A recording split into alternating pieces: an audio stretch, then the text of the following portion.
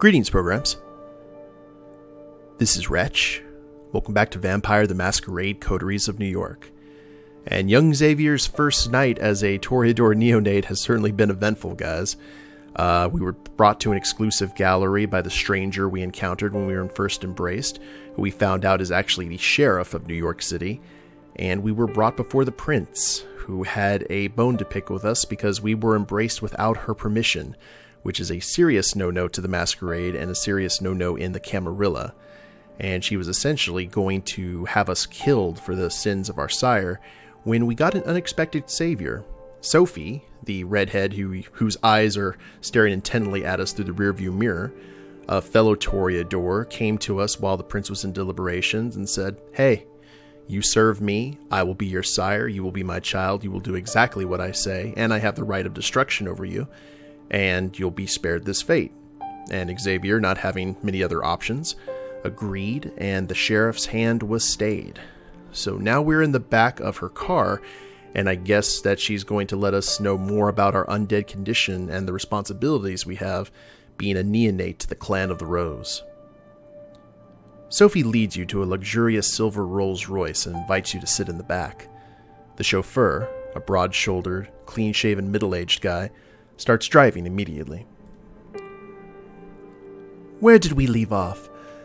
I believe I started to tell you a bit more about our customs. You've heard the prince refer to our traditions. The chief among them is the Masquerade. As you might have gathered from us assembling at a niche gallery after closing time, our comings, goings, and doings tend to be somewhat secretive. We do not advertise our existence. We allow myths and modern fiction to morph and muddle the facts, so to the vast majority of kind, we remain bedtime stories and pop culture icons. Say, is that one television show about a vampire angel still popular? You shake your head in confusion. She shrugs and continues talking, looking a bit more dejected than before. Our clandestine ways help us remain safe, allow us to explain away the occasional trip-up to the rational minds of 21st century humanity, and dictate much of our interactions with mortals.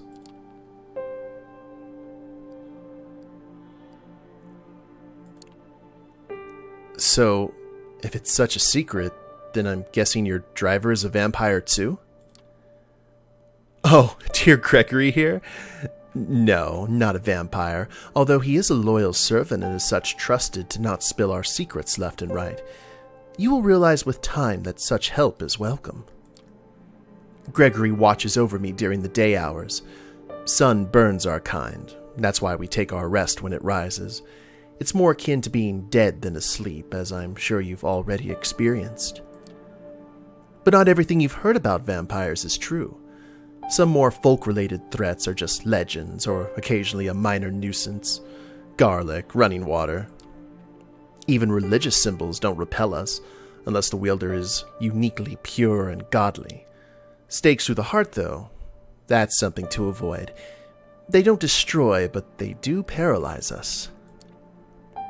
Well, that's just another reason to have somebody like trusty old Gregory making sure you're safe when you drift away. We have many enemies, and they often know their advantage lies with daylight.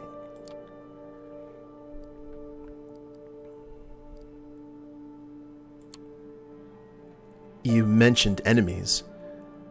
I guess that makes it necessary to watch each other's backs. Can you count on other vampires for that? She surprises you by letting out a soft chuckle before answering. No. Our little sect supplies social interactions aplenty, but it doesn't really encourage counting on someone. Support given in exchange for favors, yes, that's more like it. Long-term solidarity does occur in the Camarilla, but we are a very politicized organization by necessity. Loyalty is to your sire, to your prince, and to the sect. When you're in Elysium, like we were tonight, the sect can appear to be a monolith. The reality is more complex.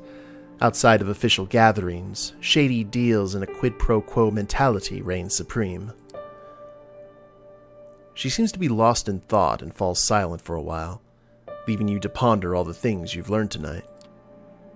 It still feels absolutely unreal, but as piece after piece of knowledge falls into place, the image becomes almost like an entirely logical jigsaw puzzle. Whatever you wouldn't believe on your own, you've witnessed. Many questions swarm your thoughts, but the one that keeps you returning to is, what is your place in this new reality, and what should it be? The car stops.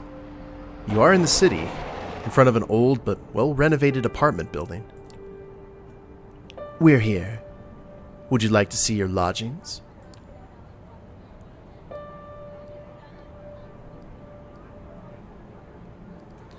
Well, we know via our talk with the sheriff that pretty much our old life is done, so I think Xavier would actually adapt quick to that.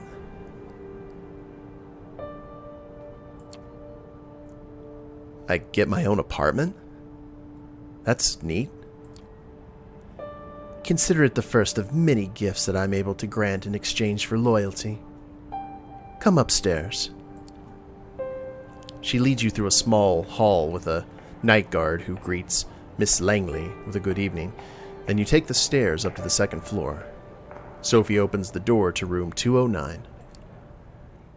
Inside are all the amenities you could expect from a modern apartment, and some you wouldn't have deemed necessary just the previous night, including thick blinds on the windows.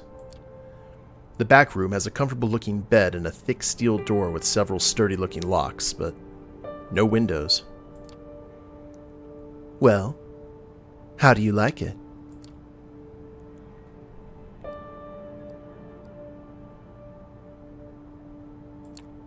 This is great. Thank you. I'm glad. Make yourself at home.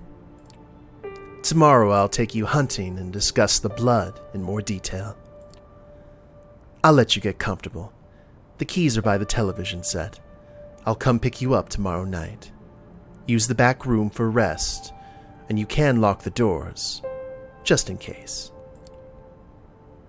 It stings a bit when she leaves. It's like the room suddenly became a few shades dimmer. You inspect the kitchen, hoping to find something to drink. Nothing. No regular food either. Feels strange that Kadir could be a more thoughtful host than your new sire, even if only in that respect. You briefly wonder if the sheriff might have a hidden side. It's actually probably a good thing we drank from that blood pack then. With nothing left to do, you lie on the couch with the TV playing in the background for company. Columbo reruns. Kojak reruns. President of the United States got himself into serious trouble. Again. President of the United States got himself out of trouble. Again. Pundits start yelling over each other about things that seemed a little bit less insignificant just 2 days ago. You start drifting off, reflecting about another night of confusing conversations and worldview-shattering revelations. How many more before you finally understand what happened to you and what you're supposed to do now? You keep coming back to the life you left behind, the people you should contact, the things you want to pick up from your apartment. You wonder when you'll have the chance for either. As you start to feel the same tiredness that made you drift into a cold sleep last night, you settle in the back room. The bed is comforting. The lack of windows, less so. You leave the light bulb on. Looking at it, you realize it's the closest you'll ever come to staring at the sun on a breezy summer day again. A wave of melancholy overwhelms you. A few minutes later, your consciousness fades and you take the plunge into darkness again. Sinking. Sinking. Sinking. Sinking. Oh wow, we have a map here. That's okay. Guess we don't really have an option. Oh, the veins. That's cool. I always imagine something like this is how I imagine the Tremere would see ley lines. Sick. Or Malkavians would see the network.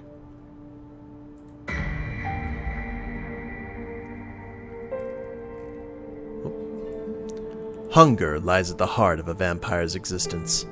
To ignore it is to tempt the beast to take over your actions and its desire to feed. To overindulge in feeding may threaten the masquerade as well as staining what humanity you have left. In Coteries of New York, having high hunger is indicated by a progressively bigger bloody frame around the screen, just like the one you see now. As your hunger grows, so does this indicator.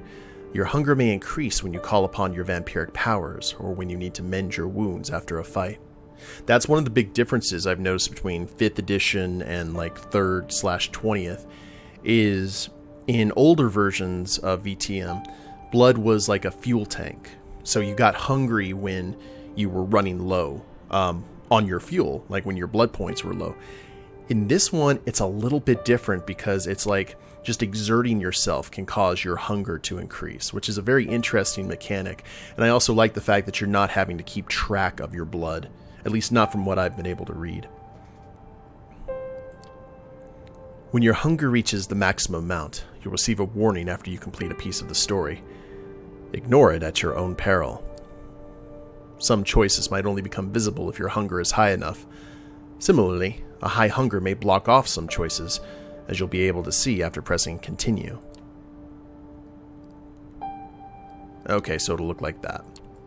Cannot click that. Oh, and it's the same symbol as the hunger dice that you get with 5th edition.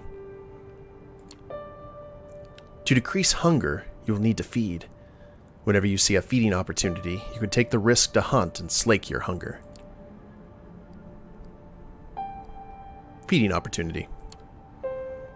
You will need to keep the hunger at bay if you're to uphold the masquerade and survive the nights that await you.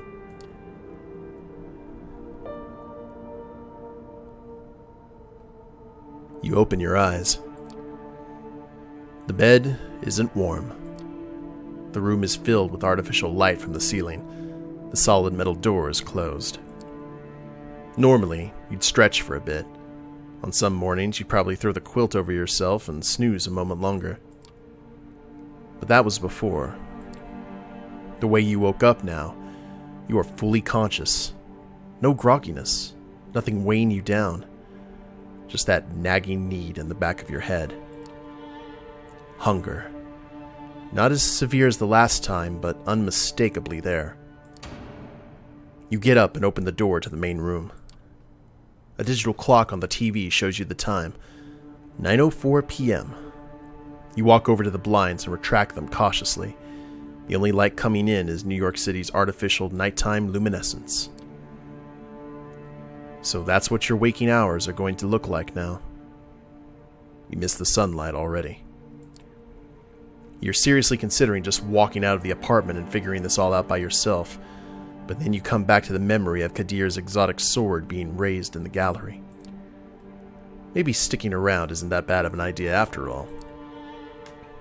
You keep jumping channels for around half an hour and then switch to streaming services.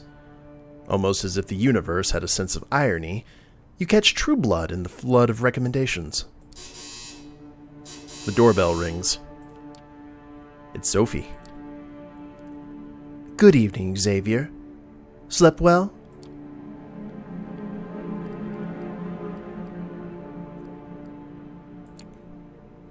Like a dead man. Curious wording, but not that far from the truth, I suppose. No use dwelling on it. I think you'll agree. With time. You made the right choice yesterday. I can teach you many things about yourself. Your blood, its desires, and its power. We'll begin tonight. You're hungry, yes? I'm sure you are. Our kind always is, and there's only one remedy. The blood. The drinks we had yesterday at Elysium are not the usual way you slake your thirst. So tonight I will assist you in your first foray into hunting. You need to learn to sense the kind of blood you desire, to understand how you can use the kind's vulnerabilities to your advantage. That's another big difference that they put in 5th edition, is like blood has flavor now, depending on certain factors.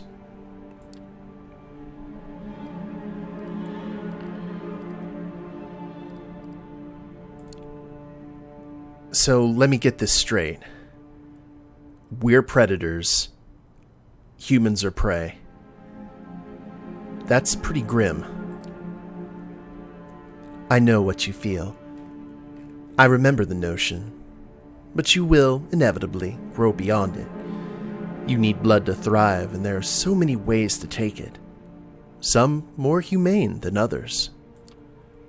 You will find that drinking moderate amounts of it regularly will keep the hunger and the whispers of the beast away. You might think yourself monstrous, but there is a balance to be found here. The kiss gives the kind pleasure. You might remember this from your own embrace. Some can even become addicted to the sensation, but if you do it right, they tend to misremember your feeding. After all, vampires don't exist. They're myths, fairy tales, and pop culture mainstays. Correct? She gives you a sly, knowing smile. That is why the masquerade is so important, and even more crucial when you feed.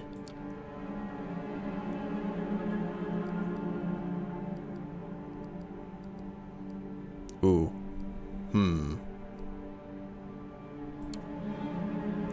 Biting people leaves marks, right? And the victims remember your face. Oh, you shouldn't concern yourself with leaving marks. These are easy to conceal. You just need to bite carefully, and then you lick the punctures closed. That's all there is to it. As for being remembered, like I mentioned, the kiss is an ecstatic experience, so kind can barely recall the details. And even when they do, this city is enormous. You could spend days on the streets and not see the same face twice. Use that to your advantage. That's kind of creepy. Feeding from the same area repeatedly can be dangerous, but by branching out, you risk the ire of other kindred on whose domains you trespass. Lucky for you, NYC is more forgiving in this regard. New York is in a somewhat of a unique position. Many of its neighborhoods remain contested or unclaimed. The reason for this is a lesson for another time, but keep the following in mind. Take opportunities to feed when they present themselves these upcoming nights. As long as you hunt cautiously and respect the masquerade at all times, you should be fine. To wit, I want you to join me for a trip tonight. Come downstairs. Gregory is waiting for us. The busy street fills the air with traffic noise, pedestrian chatter, and a mix of smells that disorient you momentarily. These warm bodies contain what you want, what you need. You catch yourself. Did you really just think of these people as mere sources of blood? It takes a nudge from Sophie to break your train of thought. Her driver opens the door for her and then tips his hat to you, gesturing to the back of the car. The car casually joins the somewhat thinned New York traffic. It's still busy in a way only one of the biggest cities in the world can be, but compared to the daytime commute, it's a pleasant drive. You barely have the time to gather your thoughts and formulate new questions before the car comes to a stop. You're among the tall skyscrapers that make up Manhattan's iconic skyline. You feel a pang of emotion as you realize this is where you took part in the exhibition just 2 nights prior. Same address, and, you suspect, same hall. To what ends has it been repurposed tonight? Come, Xavier. Park the car, Gregory, will you? The driver just nods, and Sophie gets out. You join her, and the two of you walk through the glass doors together, and then take the elevator up. You first notice an empty stage with the instruments of a string quartet still in the back, then take in the few dozen chairs in front of it. The concert seems concluded. The patrons, all smartly dressed and posh, have spread out all over the hall. Sophie strides confidently inside, produces an invitation from her purse that she flashes in front of a security guard. You follow close and are let through without issue. Let's start easy. A social setting like this one would usually prove quite challenging to an inexperienced kindred, but consider this evening a small gift from your patron. I'm hoping to procure for you a willing vessel. Just remember what I told you about taking small sips. This one I have a soft spot for, so don't damage her. Now, let's see here. Ah, there he is. She notices somebody in the crowd and flashes a heart-melting smile, and suddenly even you feel drawn to her. You haven't thought about it before, but it's laid clear before you in this moment. Sophie is beautiful. Just looking at her is a privilege. Just being with her makes you feel elated. Everybody in the crowd, but especially the man who's almost tripping over himself to reach her, clearly agrees. Edgar, I'm so happy to see you. How is your daughter? Is she with you? Oh, there she is. Julie, my girl, come over, please. There's somebody I'd like you to meet. The young woman who walks across the hall can't be more than 19 years old. It's clear from her mismatched earrings and the partially faded purple hair dye that she doesn't fit this crowd. Julie, this is Xavier. I think the two of you should get acquainted while I talk business with your dad. Awfully boring stuff, I assure you. I'm positive you'll like each other. The girl gives you a shy smile and nods toward the balcony stairs. You follow, somewhat unsure what is exactly Sophie expects you to do. You reach a secluded space from which the entire lobby is visible. All eyes are on Sophie. They listen intently, then laugh when she does. Julie saves you the trouble of figuring out the next step. If you're with Sophie, then I guess you're, I mean that you know. She puts her wrist to her lips and gives herself a theatrical nip, then looks at you, embarrassed, but also hopeful.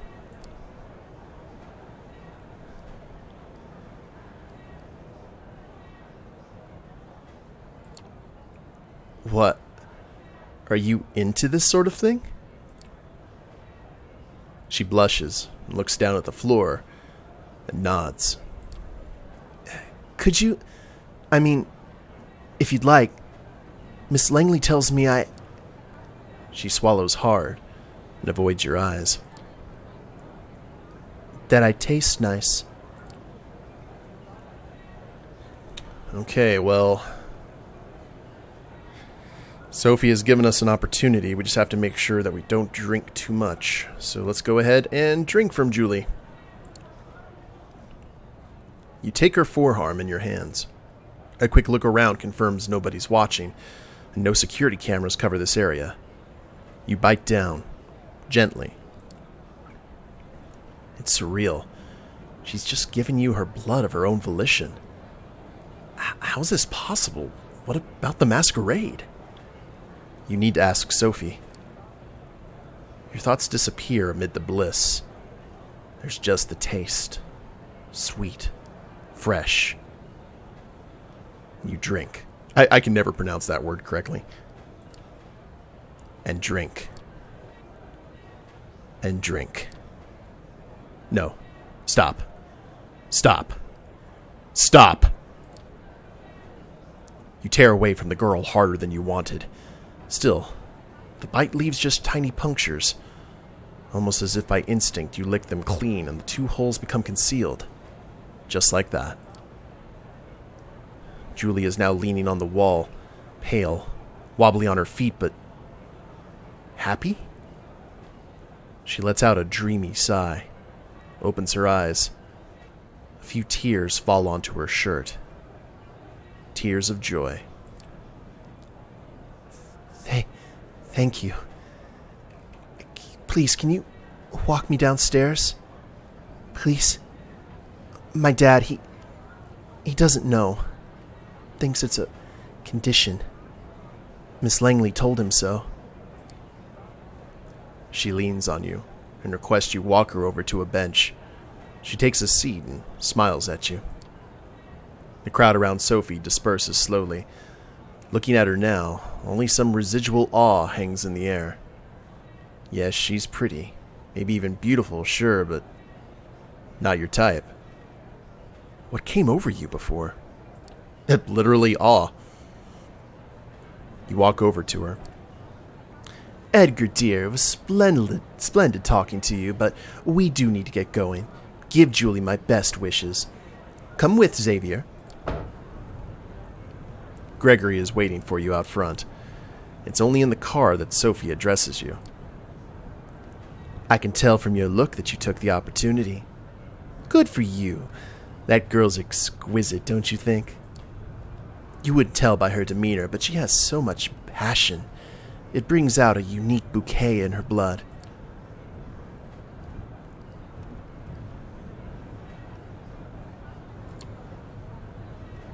I think she knows who we are. That's not normal, right? It's not usual, that much is true. But don't worry. She'll do anything I tell her to, and won't say anything to anyone that I haven't put in her pretty head first. Time for the next stop. Training wheels off this time. Gregory, Flushing Meadows, please. The driver takes the car over the Williamsburg Bridge, and you settle your thoughts.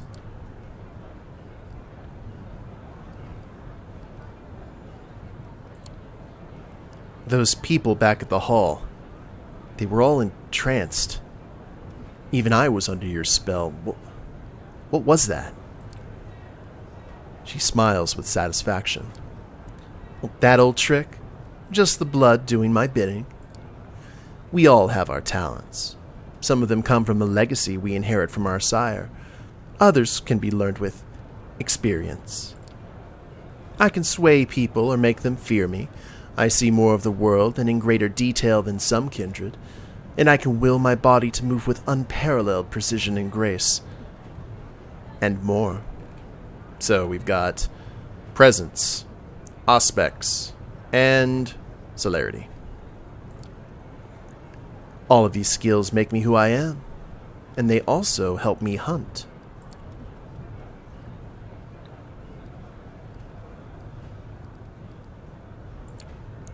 Okay, so what are my talents? Time will tell. You need to discover them yourself. When we arrive, experiment. Give different things a try. Follow your instinct and intuition, and it will guide the blood. That's true. We actually don't know who our sire is. We're technically a caitiff. So that's interesting. I didn't even really think about that till just now. Always keep the masquerade in mind, however. It's all fine if you can disappear in plain sight or command animals with your mind, but save those overt talents for the right place and time. It only takes you half an hour to reach the park at this time of night. Both you and Sophie leave the car, with Gregory left behind again to find a parking spot and keep an eye on the car. Sophie seems deep in thought.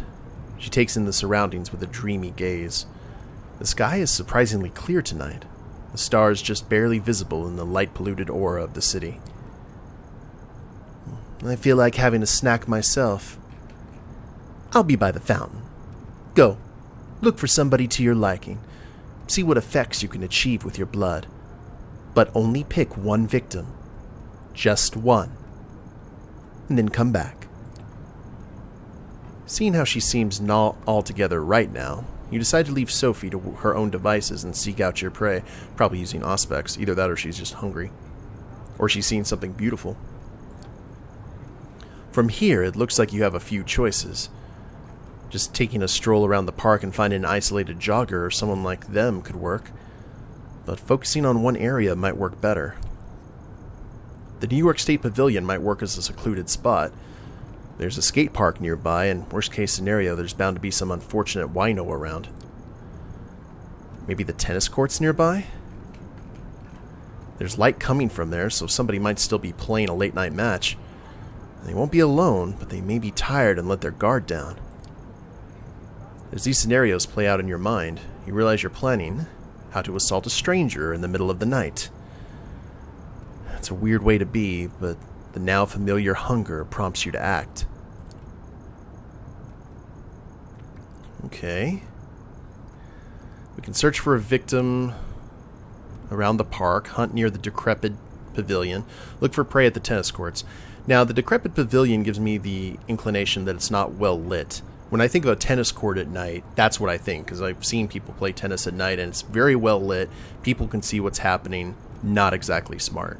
Searching for a victim around the park, who knows how long that's going to take. So I think the decrepit pavilion, even though it has decrepit in the title, may be our best bet out of the three. So let's see what happens. You make your way to one of the park's most well-known landmarks, the round skeleton of the New York State Pavilion, with its two vaguely futuristic-looking towers. You don't get lucky with the skate park. It's not deserted. Instead, a group of skaters is gathered there, talking loudly and listening to some music playing out of crackling smartphone speakers. Deciding to have a quick look around, you identify a potential victim, a sleeping bag lady, leaned back on a bench, a shopping cart full of what looks like trash nearby. Even thinking of that second option makes you feel sick. You decide to take your chances with the skaters, not even getting close to the homeless woman. That's good because I think Xavier doesn't know that drinking from someone who's drunk could actually give you those effects. So that's a good way not to learn through experience. You think back to what Sophie did in the hall, how she managed to focus the attention of the entire gathering on her. That might be a tall order for you, but a single person? Could be doable. You single out a guy who's talking on his phone away from the gathering. He's having a heated discussion with somebody. A relative? A partner? It's not going well. Look, this talk's over. I said shut the fuck up. Hey, you hearing me? Shut up. Call me when you get some fucking sense in your stupid brain, okay? He ends the call abruptly and almost throws the phone to the ground in frustration.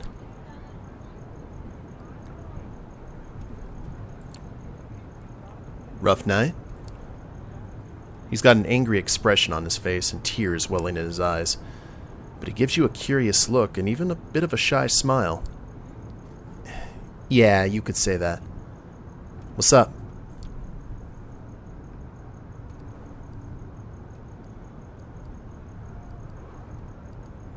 Ooh, none of these actually seem good. Let's go with this one. I got something that'll put a smile on your face. He takes a few steps forward, away from his buddies, who remain totally oblivious to what's happening. But you see your influence fading. You take your chance and lunge. Your fangs sink into his exposed shoulder. He shivers and lets out a moan. His phone hits the pavement and you hear the casing crack. His blood tastes like a clash of hot emotion and melancholy, laced with some artificial stimulant you can't quite place. An energy drink? A recreational drug? It's a strange mix. You hardly have the chance to savor it as the proximity of the skater's friends makes you feel vulnerable. You hastily finish drinking and drag the guy over to the pavilion. When you turn around, you realize you're not alone. A hooded man is looking menacingly at you. I love beer. Apparently his name... Oh, no, never mind. That's not... Mikey. Hey, what do you think you're doing, barging in on my turf like this, lick?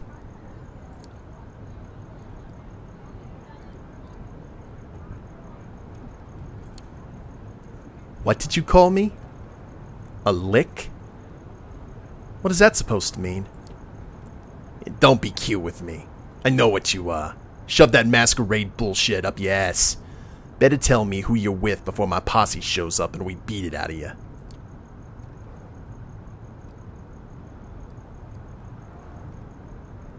Oh. I don't know. Interesting. I don't know how we're going to approach this. And I'll tell you what, guys, I think we'll go ahead and approach it at the beginning of the next episode.